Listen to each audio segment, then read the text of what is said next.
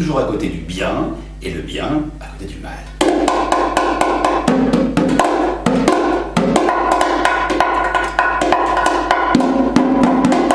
Pierre-Claude Victor Boast. Certains avocats auraient dit cela. Bon, c'est une citation, comme des citations, on en entend. Il y a un conte qui dit un petit peu ça. Le voilà. Je vous amène en Inde. Dans un village. Des cahutes. Des enfants qui courent.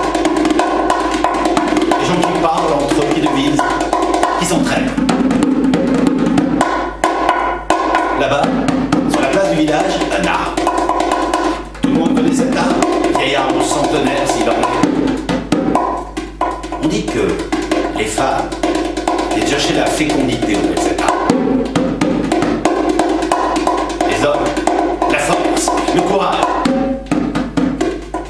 La nuit, quand tout le monde dort, il y a les bêtes sauvages qui viennent, qui se rapprochent du vieil arbre, de l'ancêtre. Peut-être échangent-ils, se comprennent-ils. Et puis le temps passe avec ses saisons.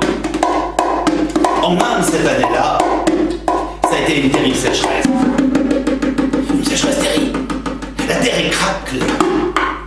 On a soif. Et puis des temps plus froids sont arrivés. Une grande froidure. Et puis les criquets qui sont venus. Bref, on a eu faim. On a eu soif. La disette. Là-bas, sur la place du village, il y a cet arbre. Cet arbre que tout le monde connaît. Et cet arbre qui est comme deux grands bras qui s'étirent vers le ciel. Et ces bras, ces branches, donc, sont gorgées de fruits. Aussi nombreux ces fruits que les étoiles dans le ciel. Or, il n'y a que les enfants qui sont tentés par ces fruits, que certains même ils pourraient cueillir. Et car tout le monde sait qu'une partie de ces fruits sont empoisonnés. Voilà la malédiction de cet arbre. Mais on ne sait pas.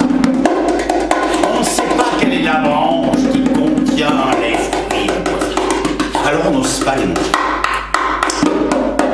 Mais cette année-là, on a faim, on a soif, et les fruits sont là, car eux ne sont pas morts. Ils sont là, accrochés aux branches, ils sont tellement juteux, tellement beaux. Alors on est venu au pied de l'arbre, et on a devisé il serait quand même bien d'essayer de manger un fruit, car nous allons mourir. Peut-être qu'un de ces fruits nous sauvera, mais on parle, on n'agit pas. Pourtant là-bas, sortant de la cahute, il y a un homme qui s'est avancé vers l'arbre. Cet arbre, c'était sa seule chance. Sa seule chance de sauver son enfant qui venait de naître. L'homme ne venait pas pour lui, mais son fils qui venait de naître. Oui, sous l'arbre il est allé. Et sous la branche de droite, il a cueilli un fruit. Alors, tous les gens du village l'ont regardé, se sont arrêtés, le geste suspendu. Et lui, il a pris ce fruit et il l'a porté là, à ses lèvres, à ses dents. Il a croqué le fruit et le jus a giclé, a coulé sur ses joues. Et on a vu dans ses yeux la lumière se faire. La vie était en lui. On savait, ça y est, la branche de droite contenait ces fruits merveilleux, ces fruits qui étaient la vie. Et tout le village s'est précipité. On a cueilli les fruits, on les a mangés. Et ces fruits, chaque fois qu'ils étaient cueillis, repoussaient. Miracle, mystère, magie de ce vieil arbre, magie de l'ancêtre qui donnait tant et tant sans compter. Ça a duré 8 jours. 8 jours de fête, de liesse, à manger, tous ces fruits. La vie était là, la vie au village. Et puis, ce soir-là, on s'est quitté. En se retournant, on a vu la branche de gauche.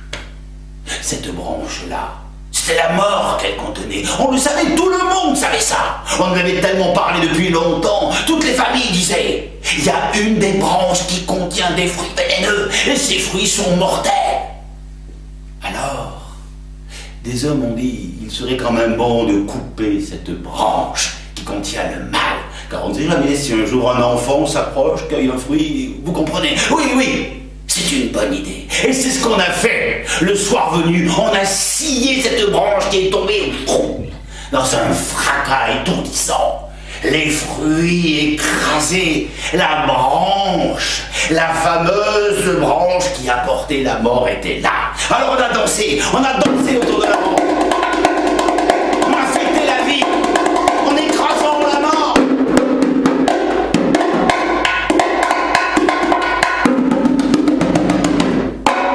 Et puis on est allé se coucher. Au petit matin, quand les habitants se sont levés, ils sont allés au milieu de la place et ils ont vu un drôle de spectacle. La branche de droite, la branche qui contenait les fruits si bons gorgés d'eau de sucre. Ces fruits n'étaient plus, ils étaient tous tombés sur le sol. Ils jonchaient le sol, ils étaient pourris. Sur la branche de droite, les oiseaux ne venaient plus. La branche de droite n'était plus.